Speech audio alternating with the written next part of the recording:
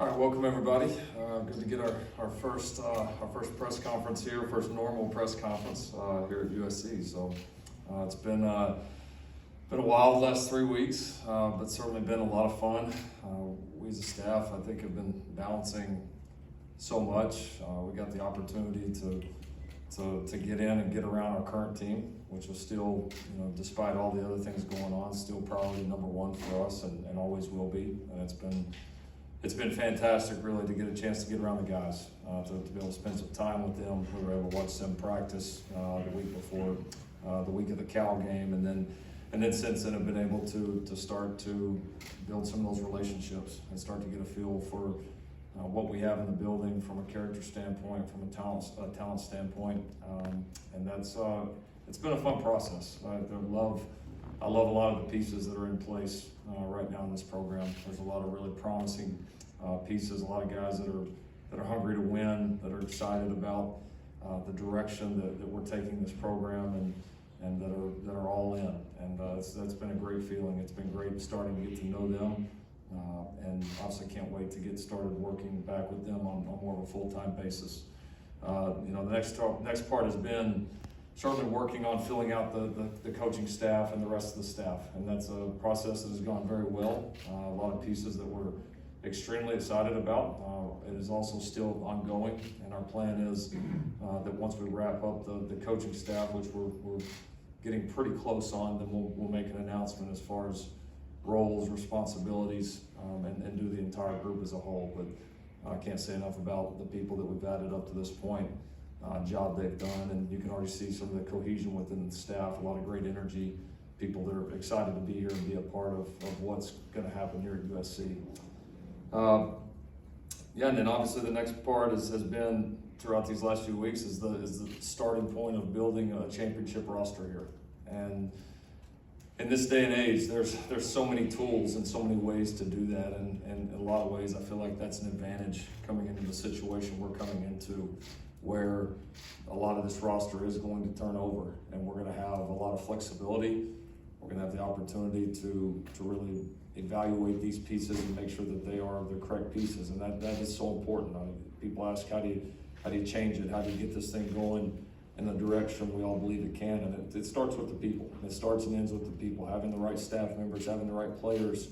And when we say the right players, we talked about this at the opening press conference. It's everybody sees, you want talented players, you want good football players, but they've got to fit in within the framework of this team. They've got to fit in within the culture that we want to promote here. And we know what a championship program looks like, and it has to start with that. And so the pieces that we have added, the pieces that we will continue to add over the next few months, and really, to me, signing day goes all the way up through August. It's with a way to add so many different players in so many different ways. This roster buildup is going to be a process, and we're gonna be patient. We know exactly what we're looking for. We know the areas that we're not going to compromise, and we're not going to lose our patience or our poise and stray away from our plan of building an elite roster here. And you've got a staff, myself, everybody included, that are fully committed to that. Obviously excited to be able to announce a few of the guys that have signed with us up to this point. So I'll run down those guys, give you a couple of quick bullet points on our experience with them, and then certainly open it up to answer some questions.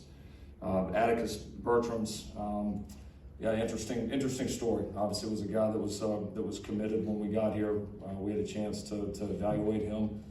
The challenges of evaluating an international player, especially when a lot of his career has been in the COVID era, is unique. But there are a lot of people in that world that we trust very much, and when you watch film of this guy, you can see an elite talent. There's no question about it, an elite talent.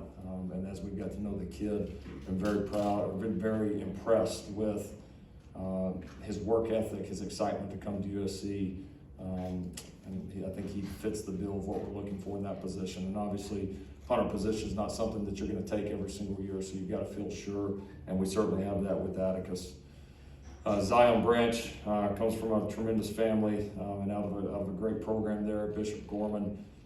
Safety that we've known for a long time. We're thrilled that this came together, and you talk about just the complete package. A tremendous young man, great student, and a very, very talented football player that we think fits great into our system, great into our culture, great into our university. Couldn't be happier about that.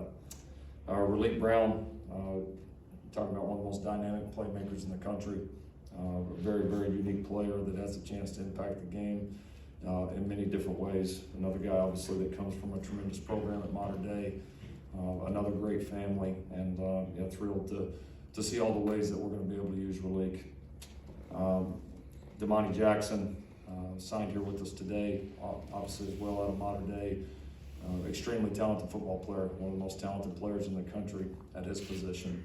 The size of speed, or the combination of speed, size, and then just a natural confidence that Damani has is very, very impressive. And it was great to get a chance to spend a lot of time with him and his family here over the last few weeks, and certainly glad that this was the right fit for him. Garrison Madden, really feel like this guy's, in some sense, a diamond in the rough. Guy that got away from football for a few years, just recently came back to it, but that has tremendous length, has a great frame. He's 6'2.5", 200 pounds right now. That's going to be 225 before he can blink. And you're talking about one of the fastest linebackers in the country. I mean, the speed just jumps off the tape, and that's one thing for us defensively here. Of course, we want physicality. Of course, we want size, power, all of that, but we're not going to compromise speed at any position, and Garrison certainly adds to that. Fabian Ross, also out of Bishop Gorman, again, another championship program, guy that brings that kind of identity and DNA here to our program. Fabian, a tremendous player, very versatile player in the secondary, very physical. Another player that was obviously committed here before, and as we got a chance to spend more time with him and his family, there was no question that we wanted him here. Brings a great outlook, brings a lot of position flexibility, so very thrilled to have Fabian a part of our family.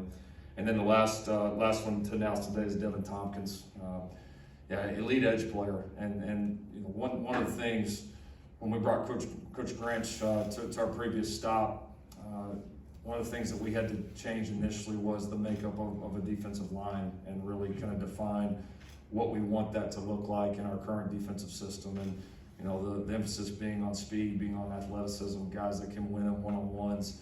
This is not going to be a two-gap defensive line. This is not going to be somebody that we just try to hold off blockers so that people at the second or third level can make tackles.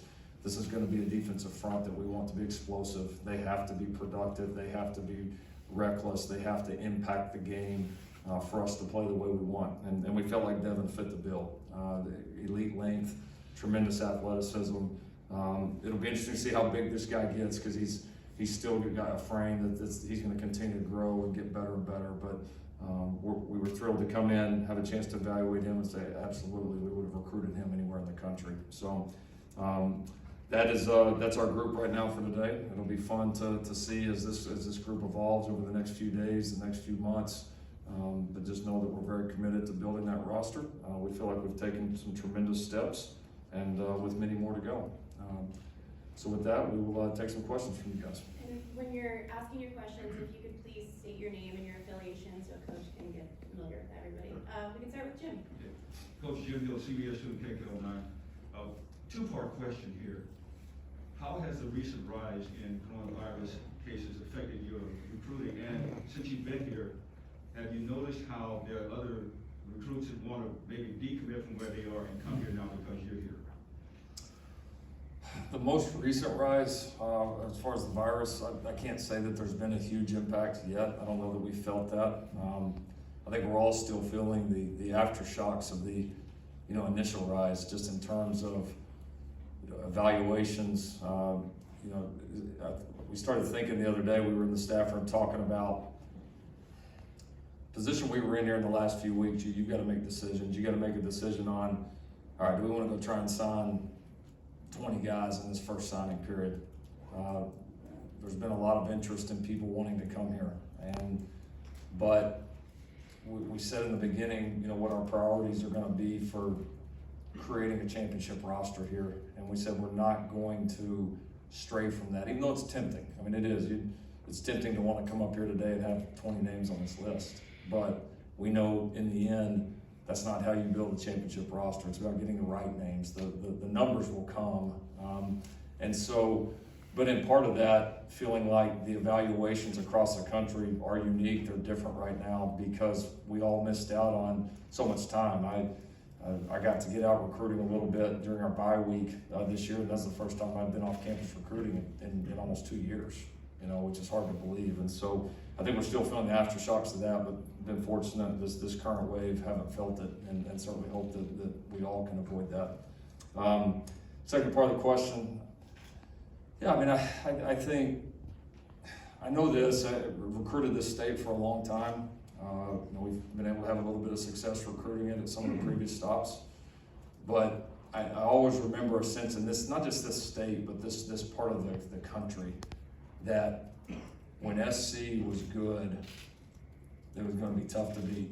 And when SC wasn't good, you were maybe gonna have a chance to sign kids that deep down really wanted to go to SC, and maybe, the program just wasn't where it needed to be, or maybe where they felt like it was good enough to go. I always had that sense through all the years. And so, and certainly that was a factor in ultimately taking this job. I'm feeling like you can build one of the elite rosters in the country here. And I would say, now having been here for a few weeks, even though it's still very early, you feel that sense. I feel like players in this part of the country, and obviously I think we're going to assign players from all over, but the majority of players that we are going to assign are certainly going to be from this part of the country.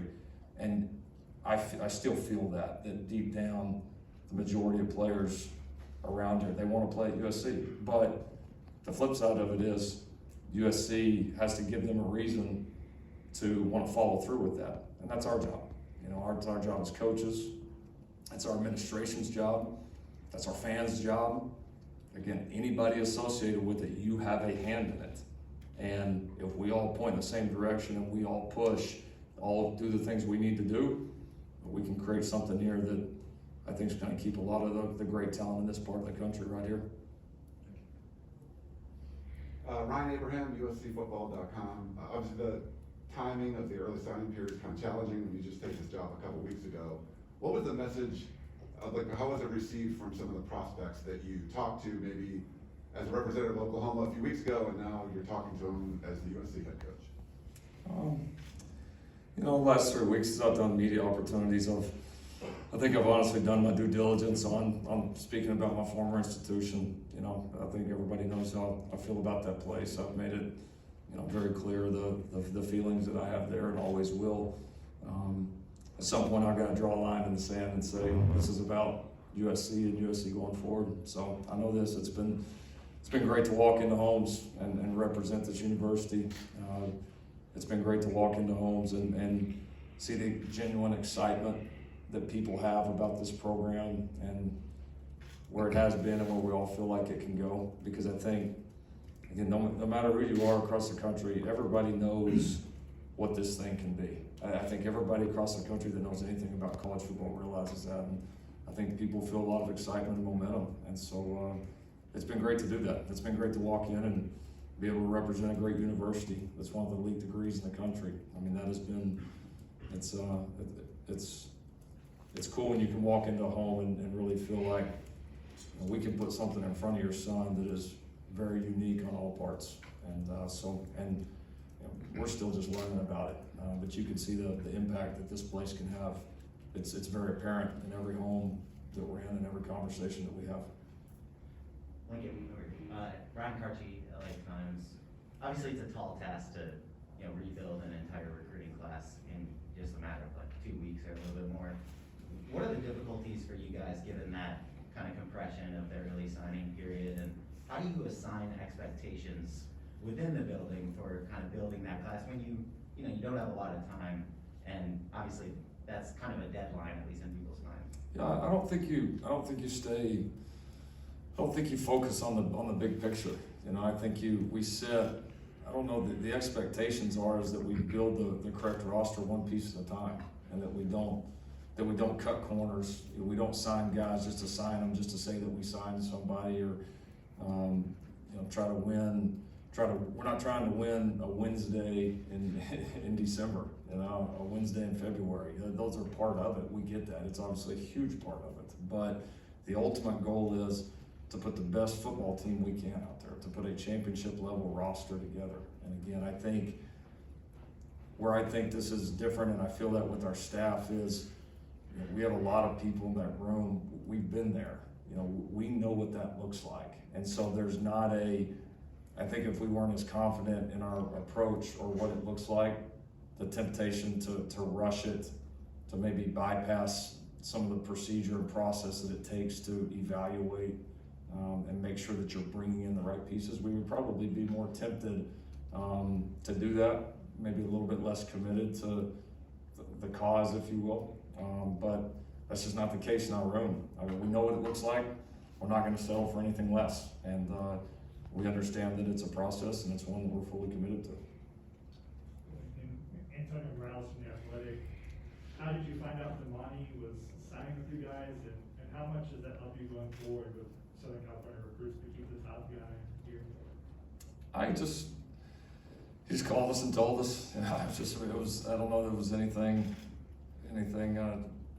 overly dramatic. Obviously, we were thrilled that he had chosen this place, and probably most excited of just how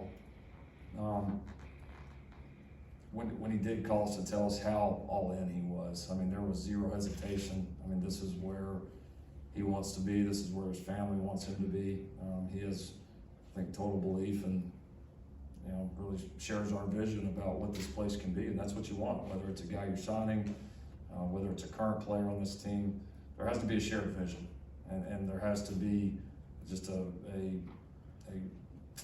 crazy dedicated belief within everybody that if we all work together, we can get this done. And Damani certainly adds to that. And as far as recruiting in this area, I mean, he's getting the best ones obviously is a huge deal for us. And I think does it send a message? I'll let the outside decide that. But I don't think Damani and a few of these others would not be signing here unless they felt the momentum of this. And in a way, the younger players out there, we hope they follow.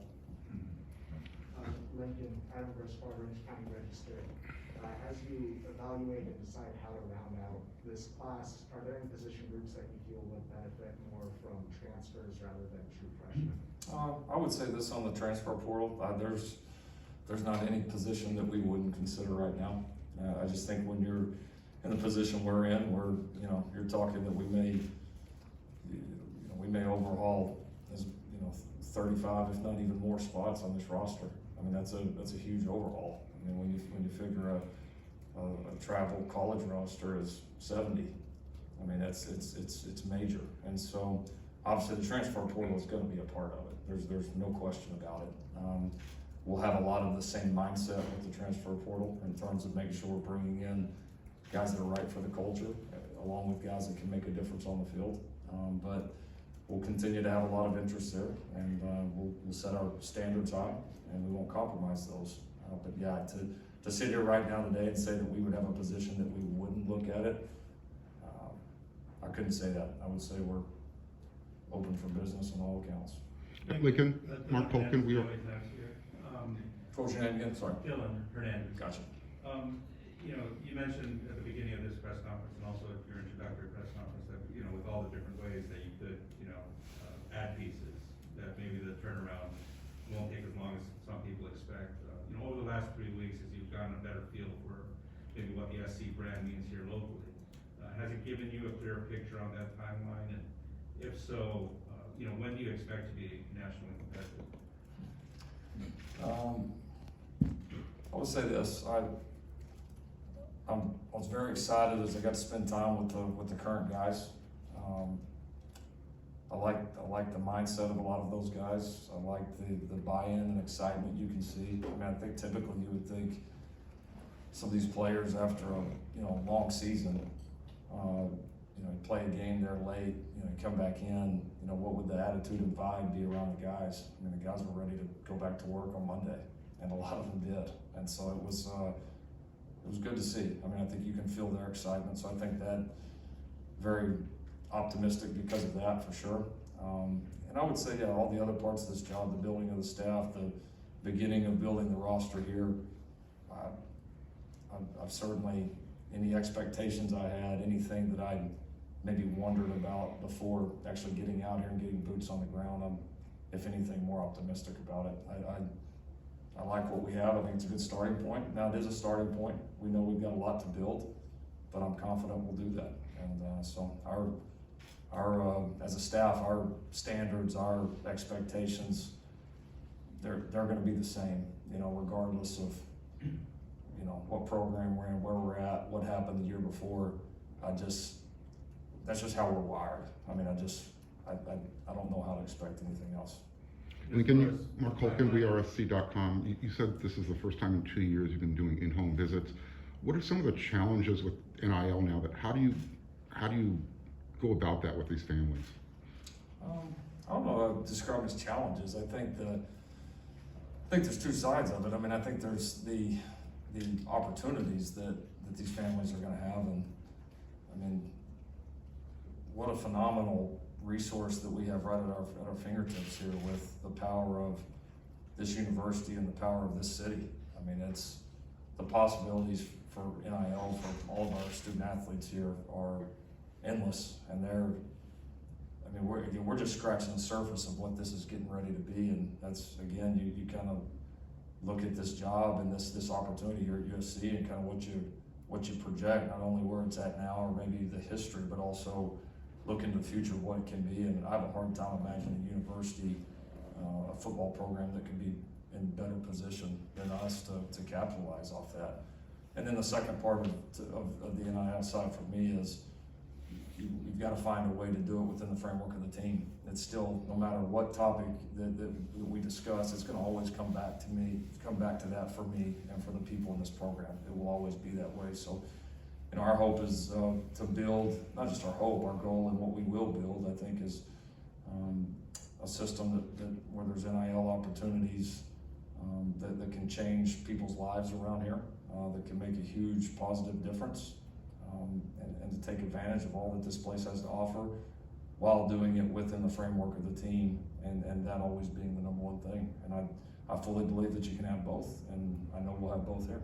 John Haylock, KTLA 5 Sports. How would you describe, personally, how would you describe these last couple of weeks? Just getting here, trying to finalize the staff, trying to put the buttons on this recruiting class. Like, what has that been like for you? It's been a lot, but it's been fun. I mean, it's a new challenge. It's exciting. You know, every day you get up and you feel like you've got 1,000 things to do, and then you lay your head down at night and the list just kind of keeps growing. But it's fun. It really is. The people here have been so good. There's just an energy on this campus. There's an energy in this city that you just feel right now. Got a chance to meet a bunch of the former players. They've been fantastic. You know, I think everybody wants this in a bad way right now, which is a great mindset for everybody to be in. So it'll certainly feel good to get the staff more finalized. You know, that's obviously been a big part of it. You feel like you get your people in place, you define roles where everybody can take off in the same direction and just go to work. Eager to hopefully wrap that up here pretty quickly. But it's been great. It really has. It'll, you know, we'll all catch our breaths here at some point. But I say we're kind of running on adrenaline and excitement about this opportunity right now. And I think there's, you know, feeling a timeline of and a pressure to our team. You know, we've had a chance to meet with them a few times, and we've talked to them a lot about our expectations for them as a staff. You know, what they're going to be asked to do, things that we're going to do that are going to change the way that this program is run, the way it operates, and ultimately the success that this program experiences. But in the same time, they've got to expect the same thing from us. And so I think feeling that constant pressure and that sense of urgency to make sure we have everything in place for our guys to be as successful as possible really drives us, man. Because we got a lot of guys that want to work and they're ready to go. And so we've got to have everything in place and ready for them, and we won't stop until we do. Lincoln. We'll do one more here. Ryan, I have a question. Ryan Young, TrojanSports.com. From the time you got hired, how'd you go about building a recruiting board and assessing priorities and a plan in place all on the fly? That's a great question. You know, the opportunity to watch last year's team practice was very helpful for us. You know, just to be able to get on the field, you know, see some of these body types, see some of these skill sets, watch the way that the guys worked. That was, I can't tell you how valuable, what an advantage that was. And we spent a lot of time early, kind of in between flights and all the travel that was going on, really pouring into the evaluation of tape. And then after that, a combination of obviously, you know, guys in this part of the country, guys that were considering USC in some form or fashion. We focused the majority of our time there. I mean, we did not want to go off on a lot of wild chases on guys that were either maybe, you know, unlikely to come here in such a short time period. And then most importantly, we didn't want to go off hunting guys, just trying to have guys on signing day that we didn't know and that did not know us. You know, you just take that risk of, am I bringing the wrong piece in the room? And right now, obviously you gotta go get the right pieces, but you gotta avoid bringing in the wrong pieces too. That's so important. We'll get the right pieces. Trust me, there are enough people that wanna come play football at USC and go to school at USC. We'll get the right pieces. We gotta make sure that we're selective, and that we avoid, you know, maybe the ones that wouldn't fit in our culture. And so we stuck to that. We'll continue to stick to that. The board grows and changes, not just every day, but about every 5 minutes right now. And we'll continue to stay active as possible. Thank you, Coach Riley, and thank you, media. Thank you all for coming out today. And